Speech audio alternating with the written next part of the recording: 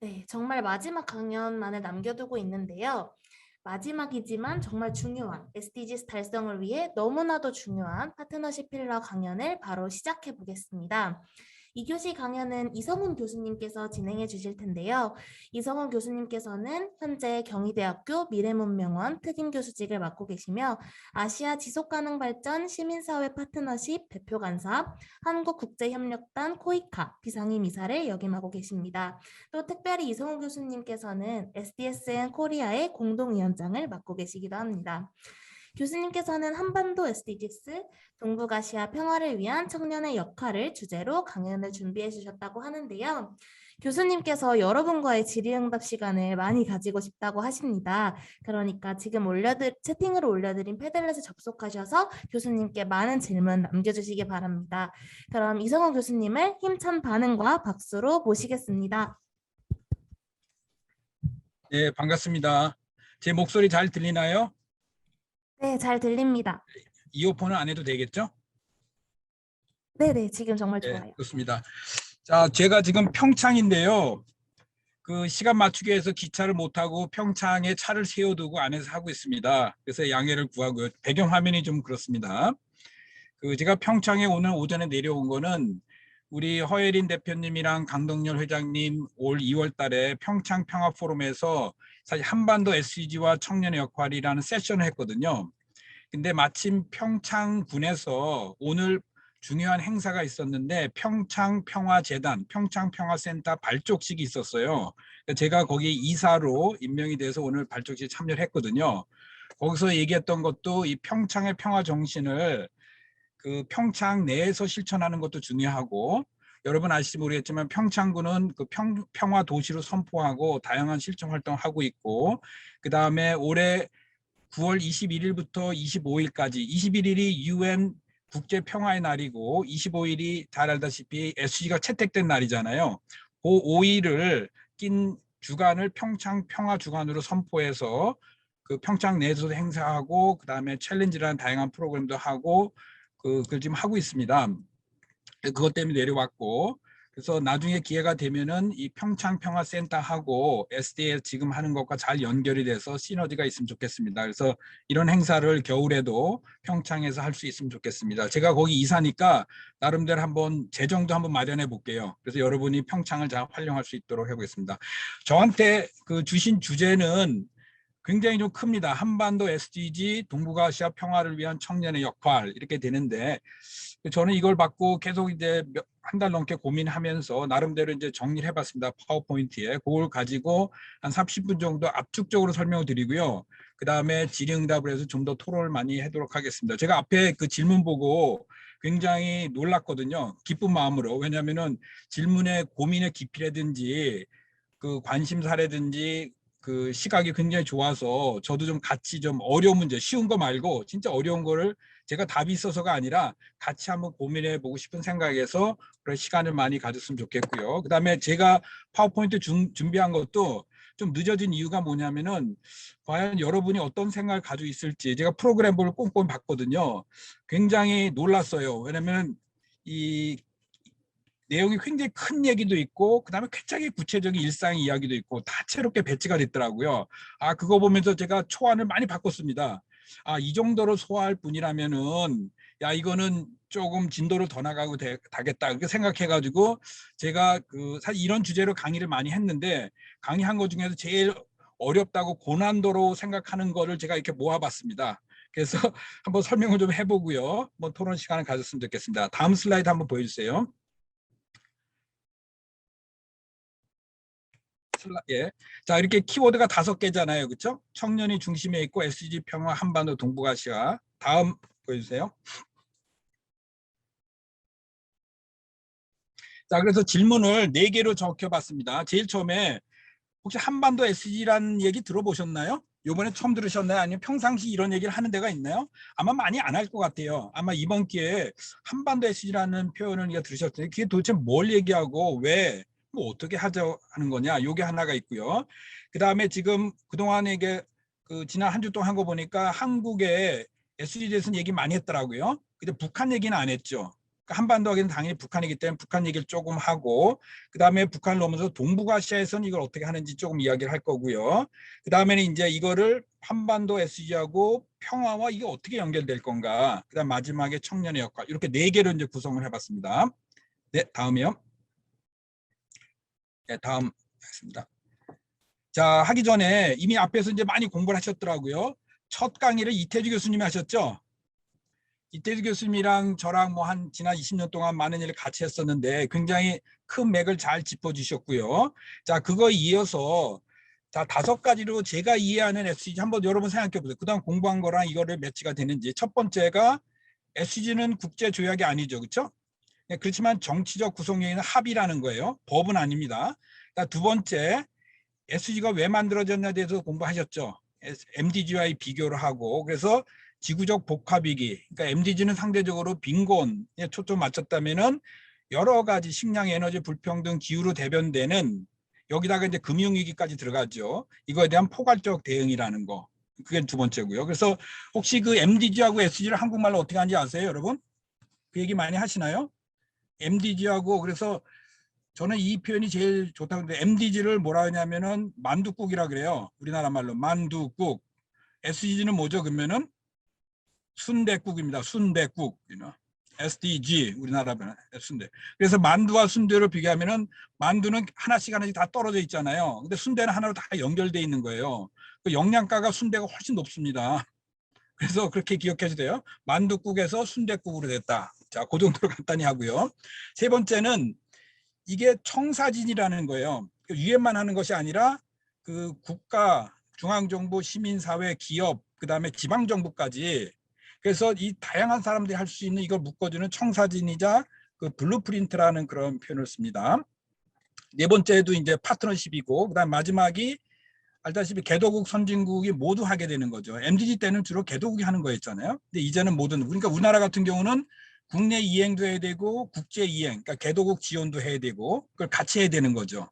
그러니까 이것이 제가 이해하는 2030 의제 또는 SDG의 5가지 특성이라고 하고 있어요. 그러면 이거를 나중에 이제 한반도에 어떻게 적용할 건가, 그건 이제 앞으로 얘기를 할게요. 다음으로 가봅시다. 그래서 제가 SDG 2030 얘기할 때는 이런 생각을 가지고 한다라는 거. 자, 여러분 KSG라고 많이 들어보셨죠? KSG. 이 K자가 사우스 코리아가 아니라 코리아예요. 좀 이상하지 않으세요? 그 북한에서는 기분 나빠할 것 같아요. 그렇잖아요. 엄밀히 얘기하면은 그래서 저는 KSG 쓰는 걸 되게 반대하거든요. 왜 반대하냐면은 그러면 케냐는 뭐예요? 케냐. 아프리카의 케냐. 그러니까 우리가 K-팝 쓰듯이 해가지고 K를 독점해버린 거예요. 그건 사실 제가 볼 때는 예의상에 안 맞거든요. 동방예의지국에 안 맞는 얘기입니다. 거기다 이렇게 하게 되면 이게 남한인지 북한인지. 그래서 이 KSG를 쓰고 한국이 안에서는 한반도로 해석하면 될 것 같아요. 그래서 오른쪽에 있는 거는 이거 처음 보셨죠? 오른쪽에 있는 로고. 이거 제가 만든 겁니다. 누구 디자이너한테 부탁해서 한반도 SG라면 이렇게 되겠다. 그래서 안에 원이 한반도가 있고 주변에 17개. 근데 여러분 자료집에서 이번 쭉 보니까 옛날 로고 쓰는 경우가 많아요. 10번 로고 있죠? 10번. 10번이 불평등인데 이게 바뀌었잖아요. 근데 아직도 그 원을 쓰는 데가 있더라고요. 그럼 수정해 주세요. 이게 2018년 1월부터 쓴 새로 변경된 로고입니다. 화살표가 4방향으로 가 있는 거 있죠. 그래서 그걸 쓰는 거. 그래서 이게 이제 한반도 SDG를 형상하면 이렇게 되겠다 해서 한번 만들어 본 겁니다. 다음이요. 자, 그래서 그러면은 왜 한반도 SDG를 얘기하는가? 저는 한 6가지로 얘기할 수 있을까요? 첫 번째는 더 이상 한국, 북한 모두 지속 가능 발전이 안 되는 거예요. 이 고착화된 분단과 지속적 남북 갈등 때문에 불안정 요소가 너무 많은 거예요, 지금. 이거를 안 하고서는 더 이상 진전을 지금까지는 어떻게 왔는데 더 이상 안 된다라는 게 첫 번째고요. 두 번째는 이 남북한이 협력을 통해서 해결할 문제가 계속 등장하는 거예요. 재난 있죠, 홍수 있죠, 전염병 생기죠, DMZ 지역 개발, 최근엔 기후 위기까지. 그래서 이제는 따로따로 해결이 안 되는 거예요. 같이 해야 된다는 거. 세 번째는 이 격차가 너무너무 커지는 거예요. 남북 간의 격차가. 그리고 불평등도 우리 한국 내에서도 불평등이 심하지만 남북 간의 격차가 너무 커서 나중에 이걸 어떻게 수습해야 될지 불안 요소가 너무너무 커지는 거예요. 그걸 분담 비용과 통일 비용 둘 다 엄청 커지는 거예요. 그 뭔가 더 커지기 전에 해야 된다는 거죠. 그다음 네 번째는 우리 알다시피 지금 불신이 굉장히 심하잖아요. 그렇죠? 그래서 이 남북 관계에 대한 북한에 대한 불신도가 점점점 높아지고 있어요. 3년 전에는 평창 올림픽 직후에 굉장히 좋았잖아요. 그렇죠? 한 1년 동안 그때 굉장히 올라갔던 게 지금 다 까먹고 있습니다. 그러다 보니까 같이 할 수 있는 게 없어요. 근데 유일하게 SDG는 남북이 공동으로 열심히 참여하고 있는 거의 유일한 보편적 의제거든요. 그래서 그런 성격을 가질 수 있다는 거. 그다음 다섯 번째는 그동안은 환경 따로, 뭐 평화 따로, 인권 따로, 경제 따로 모든 게 따로따로 했잖아요. 근데 SDG가 다 모여 있잖아요. 아까 순댓국 얘기했는데. 그래서 이게 그런 장점이 있는 거죠. 그래서 너무도 많은 게 모여 있어서 초점이 없다 이렇게 얘기할 수도 있지만은 장점이 있다라는 거죠. 통합적 접근이 가능한 거. 그다음 마지막으로는 그동안 남북 관계는 국가 주도로 했잖아요. 그렇죠? 그러다 보니까 국가는 국익이고 안보도 신경 써야 되고 그다음 뭐 하나 틀어지면은 모든 게 안 되는 거예요. 근데 SDG는 국가만 하는 거 아니거든요. 지자체도 할 수 있고 기업도 할 수 있으니까 SDG를 활용하게 되면은 설사 정치적으로 남북이 어렵더라도 다양하게 할 수 있는 그런 플랫폼이 만들어진다는 거죠. 이 6가지 이유 때문에 저는 한국의 SDG 이행도 중요하지만은 한반도 SDG가 필요하고 주목할 이유라고 이렇게 생각합니다. 자, 그 다음에 가볼까요? 자, 그렇다면은 한반도 SDG를 정의를 내려야 되잖아요. 그렇죠? 우리가 이제 공부하는 사람이니까 사실 학문이라는 거는 다 개념 정의부터 시작하거든요. 크게 보면 세 가지로 할 수 있을 것 같아요. 첫 번째는 협의의 정의인데 한반도 SDG는 뭐냐면은 이미 남북 SDG가 있죠. 북한도 SDG 있습니다. 그러니까 글로벌 SDG가 17개 목표하고 169개의 세부 목표로 돼 있다면은 그다음에 231개의 지표로 돼 있죠. 글로벌. 근데 우리나라도 그건 다 공부하셨죠. 그다음에 북한도 했어요. 그렇다면은 서로의 SDG가 있는데 그중에서 협력을 통할 수 있는 몇 개만 추려내는 거죠. 뭐 기후 위기가 될 수도 있고 농업 협력 그거를 한반도 SDG를 할 수 있고 가장 좁은 겁니다. 두 번째는 뭐냐면은 굉장히 흥미로운 건데 SDG 18번이라고 들어보셨나요? 보통 SDG 17개잖아요. 근데 한번 구글에서 쳐보세요. SDG 18을 치면은 캄보디아가 나와요. 또 라오스가 나와요. 베트남도 나와요. 왜 그러냐면은 그 나라에서는 자기 나라의 지속 가능 발전 여러 가지 문제가 있는데 글로벌 SDG에 없는 거예요. 그래서 자발적으로 만들어요. 자기 나라에서만 쓰는 거거든요. 그걸 18번이라 그래요. 그렇듯이 SDG는 글로벌 차원이기 때문에 한반도 문제가 그대로 반영되지는 않거든요. 그러다 보니까 우리한테 필요한 거를 18번으로 만드는 거죠. 그래서 SDG와 연동하는 방식도 있거든요. 그다음에 마지막은 한반도 차원에서 공동으로 만드는 거예요. 뭐 기후위기가 될 수도 있고 뭐 여러 가지를 해서 그래서 크게 보면 한반도 SDG라고 했을 때는 이 세 가지 의미가 있는데 사람마다 어떤 사람은 1번, 어떤 사람은 뭐 3번, 뭐 여러 가지를 쓸 수 있어요. 그래서 그거는 아직 이제 합의가 안 된 거기 때문에 맥락에 따라서 우리가 해석을 해야 되는데 그래서 저는 전략적으로 한반도 SDG를 쓸 때는 여기 이제 썼죠.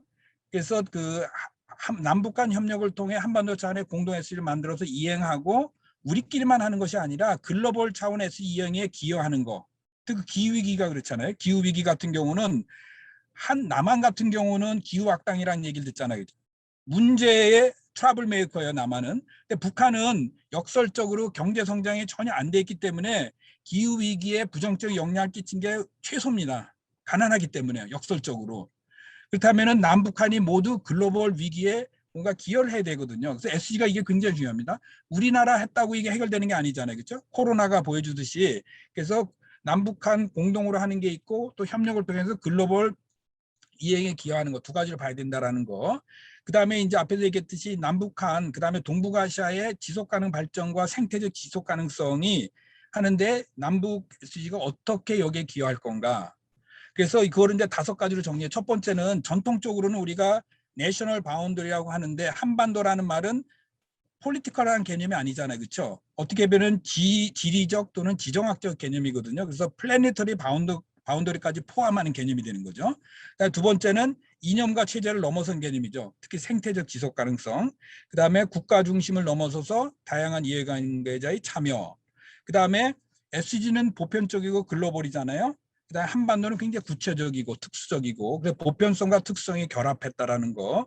그다음 마지막으로는 앞에서 얘기했던 다양한 차원의 그 지속 가능 발전이 통합되어 있다라는 거. 이것이 한반도 SDG 정의가 갖고 있는 의의 뭐 의미라고 이제 저는 이렇게 좀 정리했습니다. 바로 다음으로 갈게요.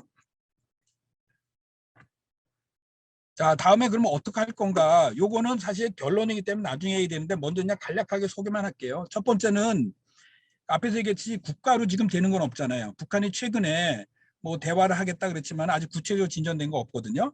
그러니까 첫 번째는 저는 생각에 아래로부터 하는 게 필요하다. 특히 이제 강원도에서 그런 얘기를 많이 합니다. 남북 강원도. 그러니까 전 세계 유일하게 분단된 도거든요. 그렇다면은 이 접경 지역에 있는 군 같은 경우는 강이 잘라지고 산이 잘라졌잖아요. 그러니까 지속 가능성의 위협을 받는 거죠. 그래서 이런 지자체 차원에서의 협력, 특히 DMZ 중심으로 한다든지 강을 중심으로 한다든지 이런 것들부터 뭐 시작하는 거를 첫 번째고, 두 번째는 유엔을 최대한 활용하는 겁니다. 여러분, 한국에 지금 송도에 유엔 기구들이 많이 들어와 있죠. UN에스캅에 동북아 사무소가 있고 UNDP 서울 사무소도 있고요. 그다음에 유엔은 아니지만은 GCF가 뭐 얘기하는지 아시죠? 그린 클라이밋 펀드잖아요. 녹색 기후 기금 한국이 유치했잖아요. 뭐 그다음 백신 연구소도 있고 이런 다양한 국제 기구를 활용해서 남북 간 협력을 한다든지, 그다음에 이제 실용적 접근인데 비정치적 또는 덜 정치적인 민간 기업 중심의 SDG 기반 남북 경제 협력. 북한은 그거 아시죠? 인도적 지원 싫어합니다.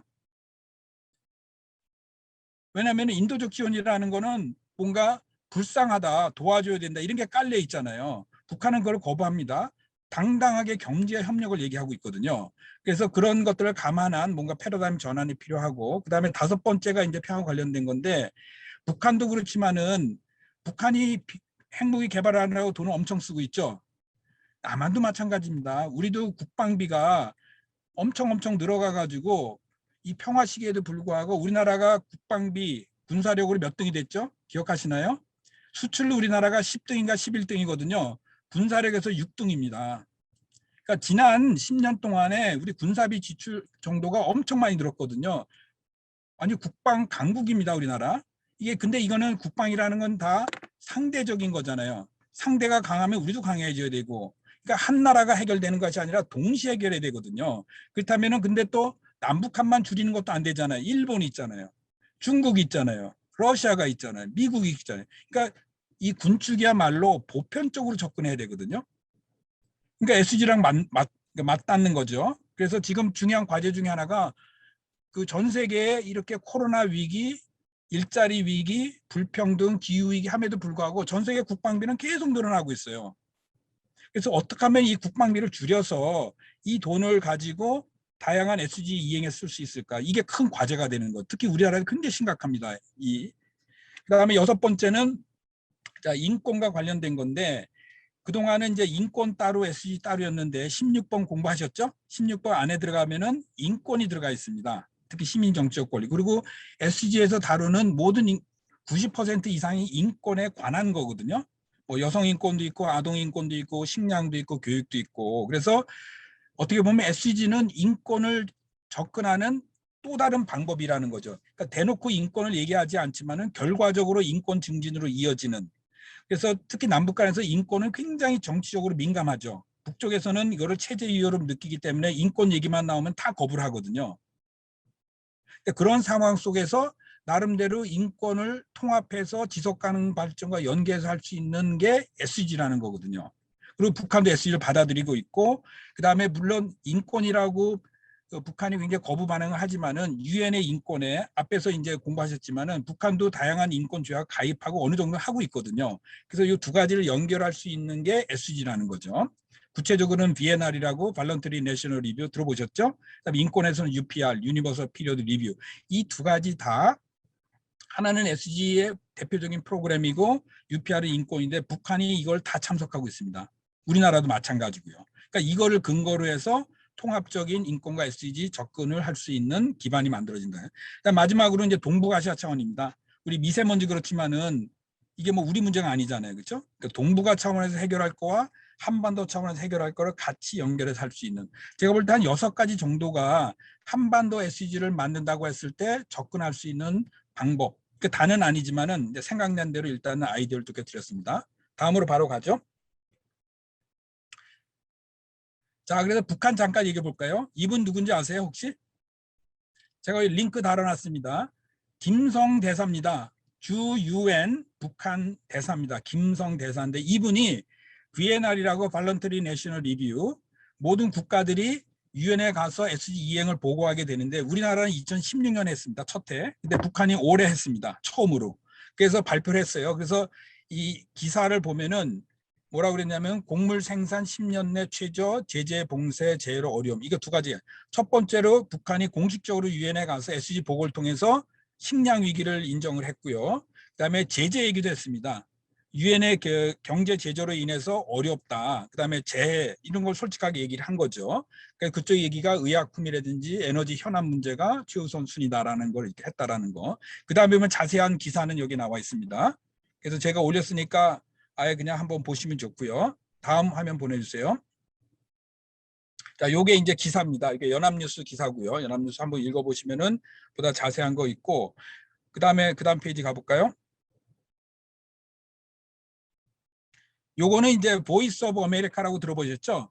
미국 정부에서 하는 그 프로그램인데 여기서도 이거를 보도를 했습니다. 근데 조금 더 비판적이에요. 그래서 요 자세한 내용들 여기 들어가 보시면은 이렇게 알 것 같고요. 그래서 UN 홈페이지에 그 정식으로 북한이 낸 보고서가 있습니다. 그다음에 링크도 다 있어요. 발언한 것들 물론 다 영어로 돼 있지만은 그리고 한국어로 번역한 것도 있으니까 제가 허일이 회장님한테 나중에 필요하면 보내드릴게요. 그래서 한번 보시면은 자, 북한이 공식적으로 어떻게 유엔에 보고했는지 내용을 확인할 수 있습니다. 자, 다음 볼까요, 우리? 자, 그러면 이제 한국 남한과 북한 동북아 SE 현황을 잠깐 볼까요? 자, 요 사진은 그 배경에 뭐라고 써 있죠? 좀 짐작이 가세요? UN 에스캅에서 이게 작년에 2019년이죠. 그 블라디보스톡에서 회의를 했습니다. 그러니까 지금 국제적으로는 SDG 이행을 어떻게 하냐면은 그 태국 방콕에서 아시아 태평양 전체가 모이는 회의가 있고요. 그 다음에 뉴욕에서 열리는 7월 달에 열리는 HLPF라고 거기서 보통 비엔나를 하죠. 글로벌이 있어요. 또 뭐가 있냐면은 영어로는 서브리지널이죠. 동북아시아 차원에서 또 SDG를 하는 포럼이 있습니다.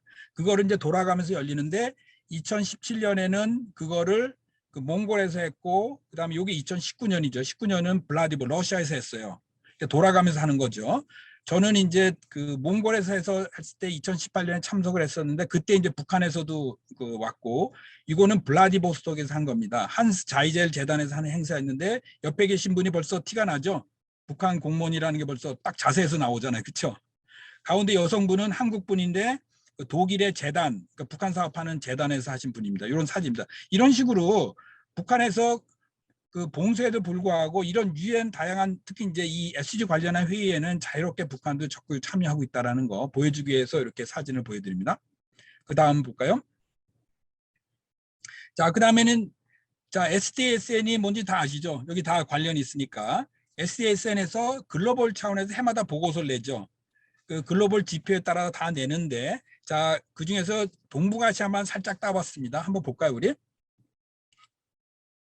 자, 이게 이제 전 세계 표시고 80% 진할수록 점수가 좋은 거죠. 흐릴수록 점수가 안 좋은 거고요. 북한 색깔은 어떻게 돼 있죠? 안타깝게도 회색이에요. 회색은 뭐죠? 정보가 없다라는 거예요. 굉장히 한정적이라는 거죠. 한국은 좀 진하고 중국도 진하고 그 다음에 이제 옅은 색깔 있고 다음 거 보죠. 다음 슬라이드. 자, 보세요. 자, 우리나라 몇 등인가요? 몇 점이죠? 대한민국? 스코어가 78.59죠? 78.599 등수로는 28등입니다. 누가 1등 했죠? 아시아에서? 일본이 1등 했습니다. 일본 18등이에요. 그 다음에 79점 우리보다 좀 높죠. 그 다음에 태국, 그 다음에 놀랍게도 키르기스탄이라는 나라가 4등을 해요. 44등 중앙아시아죠. 베트남도 굉장히 높죠. 중국도 높습니다. 이게 GDP랑 상관없어요. 물론 이제 일본, 한국 GDP가 상당히 높지만은 반드시 기계적으로 연결되는 거 아니거든요. 그리고 맨 바닥에 어떤 나라가 있죠? 남부아시아에 많은 나라들 있죠. 아프가니스탄, 파키스탄, 인도, 투르메니스탄 이런 나라들이 있죠. 북한은 여기서 어디 있죠? 북한? 북한은 몇 등인가요? 없어요. 아쉽게도 데이터가 충분하지 않은 거예요. 북한은 통계가 제대로 안 되니까 여기에 안 되는 거죠. 그래서 이 중에서 가장 GDP가 높은 나라가 어딘지 아세요? GDP 가장 높은 나라. 이 29개 아시아 국가 중에서 제일 높은 나라는 싱가포르입니다. 싱가포르. 싱가포르이 거의 5만에 육박해요. 우리나라가 3만 정도고. 근데 싱가포르는 몇 등이죠? 76등이에요. 그렇죠? 싱가포르 바로 위에 있는 나라는 어디죠? 부탄입니다. 부탄. 우리 행복 지수 얘기하죠. 행복한 나라. 그러니까 부탄은 최빈국임에도 불구하고 싱가포르보다 SG 이행 지수가 더 높은 거예요. 이게 이제 SG를 보여주는 거죠. 그러니까 절대평가가 아니라 SG는 단순하게 경제적 지표 수입만 얘기하는 게 아니라 다양한 차원을 다 포함적으로 하는 거거든요. 그러니까 이런 결과가 나옵니다. 자, 그 다음을 좀 더 보죠. 동북아시아로 좁혀보겠습니다. 자, 이거를 막대 그래프로 만들었는데 아쉽게도 동티모르하고 북한 빼놓고 보이죠?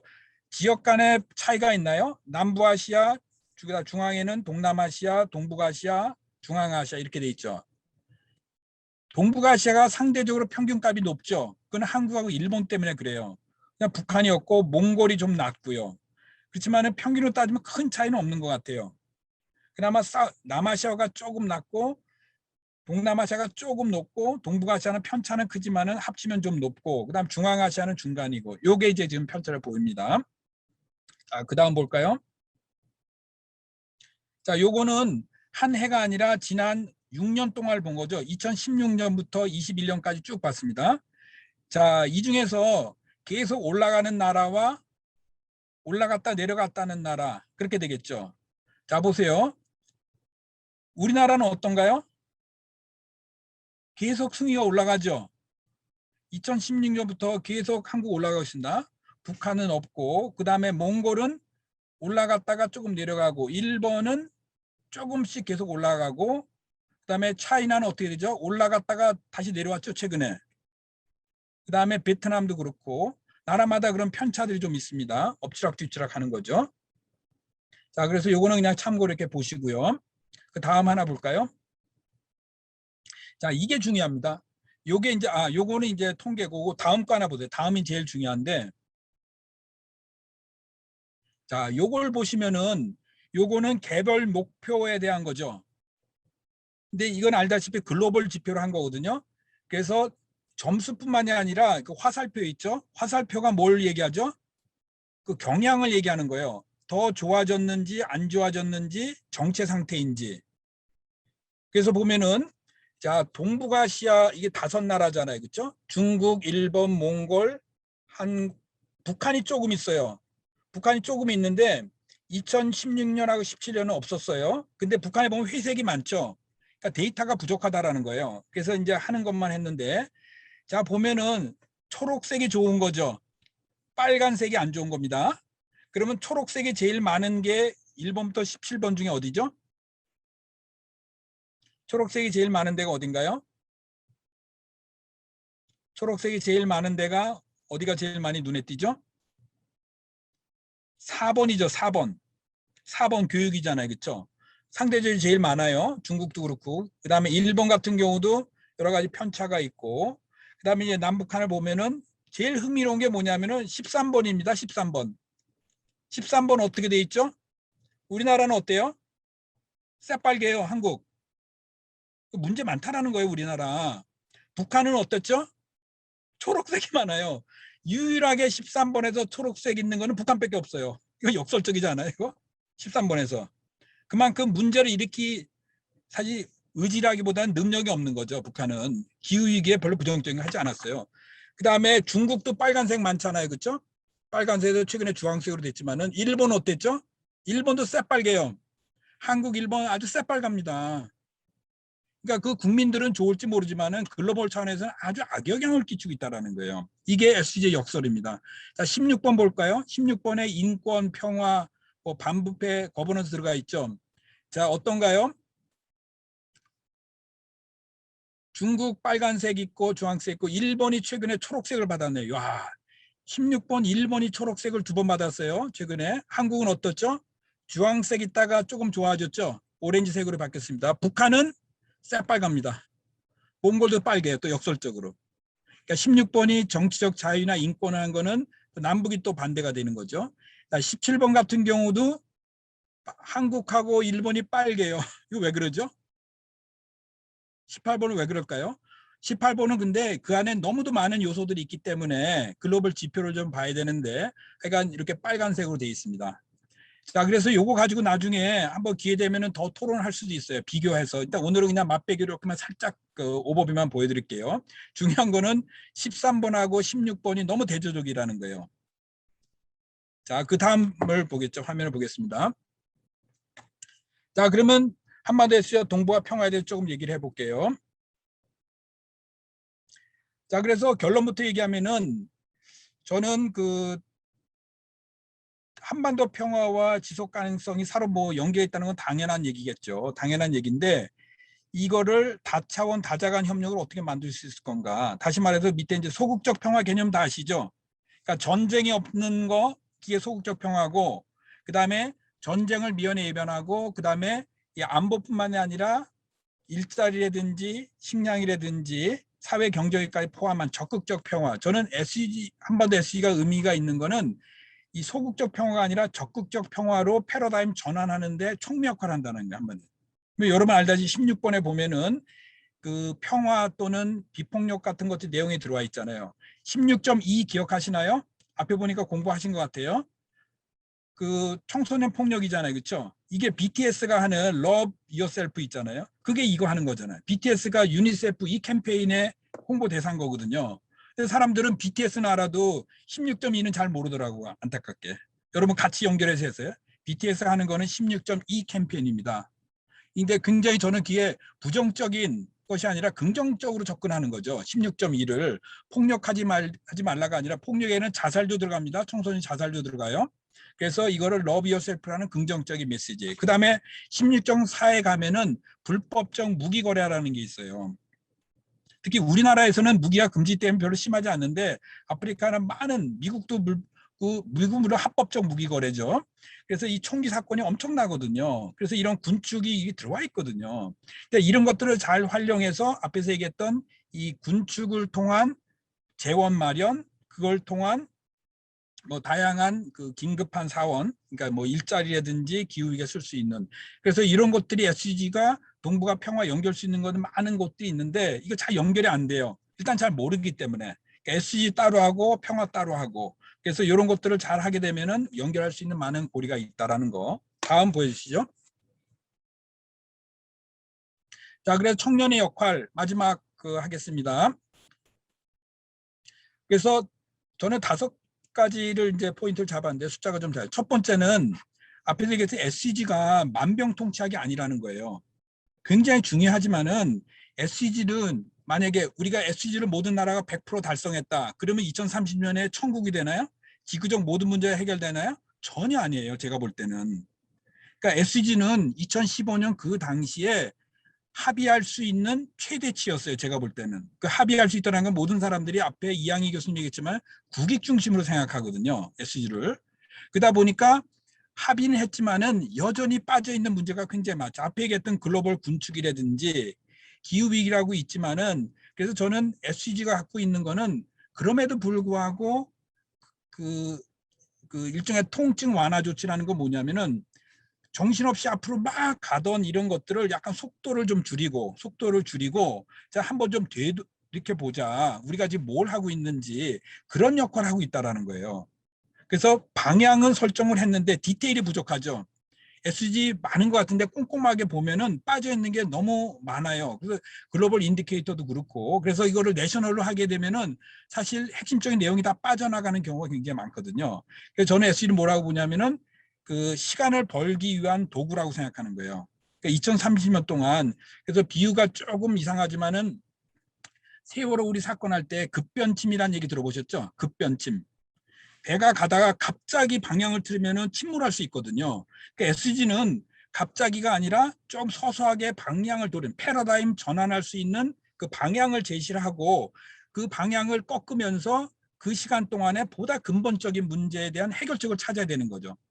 2030년까지. 그래서 저는 뭐라고 얘기하냐면은 포스트 2030. 그러니까 SDG를 열심히 10년 동안 이행하면서 동시에 비욘드 SDG를 준비해야 하는 그런 2가지 성격이 있다라는 거죠. 그래서 요즘 보면은 많은 용어들이 만들어 있어요.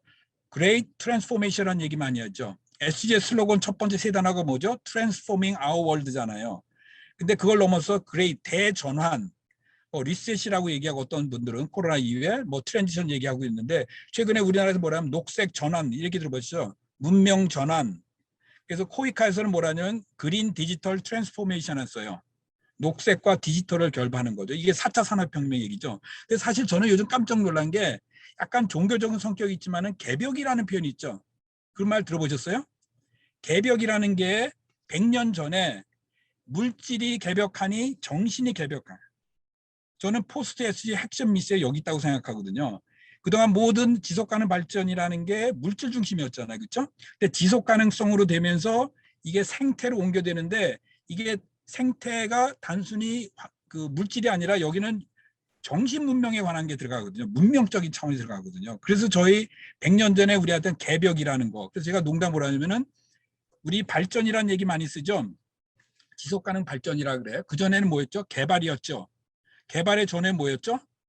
개척이라 그랬어요. 우리 그 갯벌 개척하는 거 있잖아요. 그거는 갯벌은 몸으로 하는 거예요. 개발은 뭐를 하죠? 기계로 하죠. 그 다음에 개발, 그 다음에 발전은 뭘로 하죠? 그 다음에는 자본이라든 이렇게 하고 그 다음은 뭐냐면 개벽의 시대. 그래서 패러다임은 개척의 시대에서 개발의 시대로, 개발에서 발전으로, 발전 때 이제 환경 문제가 대두되는 거죠. 그다음 환경을 넘어서기 위해서는 영적인 것이 들어가는 거죠. 그래서 개벽으로.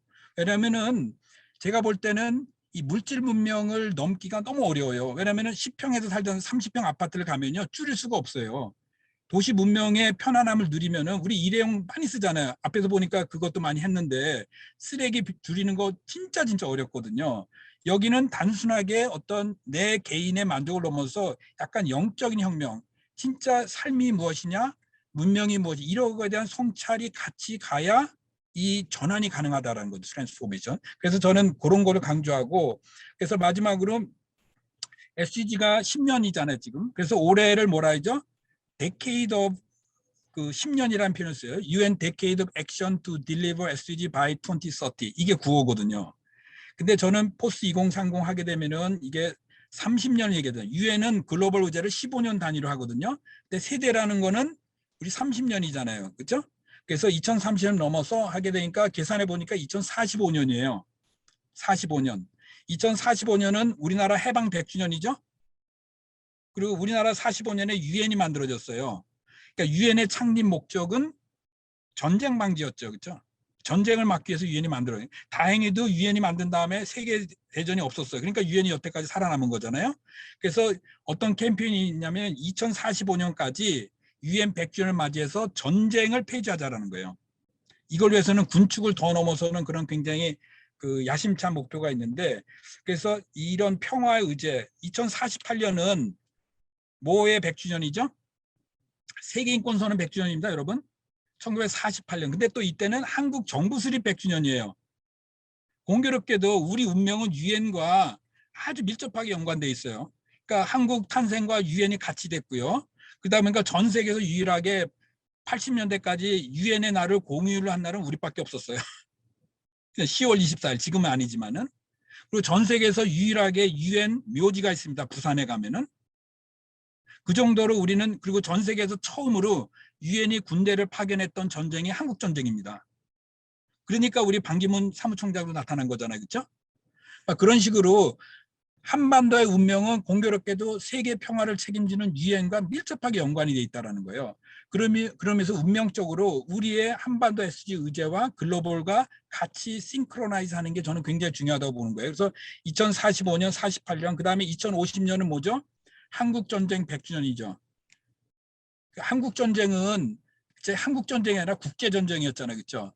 미국하고 중국이 싸운 거잖아요. 사실은. 지금 또 미중 갈등이 일어나고 있고 그다음에 문재인 정부가 뭘 선포했죠? 탄소 중립 얘기했죠? 탄소 제로를 2050년까지 한다 그랬어요. 자, 그러면 2045년부터 50년까지 요 5년 동안 하나는 평화, 또 하나는 인권, 또 하나는 생태, 지속 가능 이게 다 몰려 있는 거죠. 그래서 저는 여러분 이제 MZ 세대에 제안하기 SDG 열심히 해야 됩니다. 우리 열심히 실천하면서 동시에 이 넘어서는 좀 장기 비전. 자, 우리 김지연 선생님 2045년에 몇 학년이 되죠? 4학년인가요? 5학년인가요? 저는 그때까지 있을지 잘 모르겠어요. 여러분이 열심히 노력해 주면은 좀 살아있을 것 같고, 아니면은 저는 먼저 딴 데 가서 여러분 지켜보고 있을 수 있는데, 그래서 좀 더 여러분이 진짜 지금도 중요한 역할을 하지만은 40대, 50대 그때 되면 여러분도 꼰대 소리 듭니다. 라떼 얘기 나와요. 지금은 제가 비판받지만은 여러분이 라떼 얘기 안 듣고 꼰대 얘기 안 듣고 그때보다 그러니까 여러분 후배들이 되겠죠. 이 사람들한테 진짜 큰일 했다라는 얘기를 들으면은 지금부터 이 준비를 같이 해보자라는 거예요. 그래서 제가 드린 메시지는 비욘드 SG를 중심하자. 그러니까 SG를 하면서도 그 하다라는 이런 겁니다. 그래서 마지막은 그냥 사진 몇 장 보여드릴게요. 자, 그래서 코로나를 통해서 Z세대의 탄생이란 얘기가 많이 나왔습니다. 우리 툰베리 있죠? 스웨덴의 툰베리를 얘기 많이 하고 타임지가 됐고, 그 다음에 코로나 와중에서 블랙 라이브스 매터리라는 게 있었고, 그 다음에 리브 투게더라는 캠페인 혹시 보셨나요? 그 다음 페이지에 나옵니다. 다음 페이지에 보면은 리브 투게더라고 한국 정부가 한 겁니다. 이 인종차별, 미국에서도 한국 사람 포함해서 많은 아시아 사람들이 증오 범죄의 표적이 되고 있잖아요. 그 다음에 왼쪽은 뭐냐면 이미 한중일 동북아에서는 YMCA에서 청년 포럼도 다양한 것들이 있었습니다. 이거는 뭐 코로나 전이지만은. 그래서 코로나를 계기로 오히려 글로벌 연대를 촉진할 수 있는 계기가 될 수 있다는 거 그냥 팁을 하나 알려드리고, 마지막 사진은 자, 평창 평화 포럼인데 해마다 2월에 열리는데 여기 보시죠. 한반도 평화와 유엔 지속 가능 발전 목표 청년의 역할. 우리 허예리 회장님, 강동열 이분들이 올 초에 자발적으로 하나 만들었거든요. 그래서 내년 2월에도 하려고 그랬는데, 그래서 코로나 때문에는 어렵겠지만은 지금부터 우리끼리만이 아니라 뭐 북한도 하면 너무 좋을 것 같아요. 북한에서 대학생들 내려오고 남북 관계 좀 개선이 되면은, 아니면 우리가 올라간다든지, 아니면은 일본과 중국 같이 해서 진짜 SDG를 매개로 동북아 청년들이 어떻게 하면은 동북아에서 이 지속 가능 발전 문제를 평화 연결할 수 있을까, 이런 계기 첫 단추를 저희가 2월 달에 했습니다. 그래서 오늘 여름에 하는 건 이걸 저는 연속이라 생각하고요. 그 다음으로 하나만 더 보여드리면은, 자, 그래서 비슷한 프로그램이 이제 평창 평화 챌린지라고 해서 2월 달에는 겨울에 이렇게 했는데, 그게 이제 올림픽, 동계올림픽 때문에 하는 거거든요. 여름에는 9월 21일이 그 평창 평화, 그러니까 유엔 평화 날이잖아요. 이거 평창 주간 행사를 하거든요. 올해는 세 가지를 주제로 했습니다. 하나는 한반도 비핵화와 북한 인권 개선 방안 찬반 토론하고 내일 합니다. 내일 줌으로 하고요. 예선을. 그다음에 안중근 의사 21세기 동양 평화론. 요거는 유럽에 가면은 에라스무스 프로그램이라는 게 있어요. 유럽의 인문학의 공통 일종의 약간 모델인 거거든요. 동북아에는 그게 없어요. 그래서 저는 이 안중근의 동양 평화론을 제대로 이해한다면은 이게 민족주의가 아니라 반일이 아니라 동북아시아 평화의 하나의 단초, 하나의 모델이 될 수 있다는 생각에서 한번 안중근의 동양 평화론, 미완의 원고죠. 그거를 21세기에 맞게 써보자는 그런 에세이 콘테스트를 했고, 그 다음에 유엔 평화날 주제가 코로나19 이런 거 했거든요. 그래서 아마 많은 분들이 이거 모르셨을 텐데, 올해는 이게 지금 이미 진행이 되고 있고요. 그래서 내년에도 이게 할 텐데 좀 더 많이 해서 내년 8월 달에 같이 좀 하면 좋겠다라는 생각으로 다시 한번 안내 드립니다. 자, 마지막 슬라이드 하나 있는데 보고 끝내죠.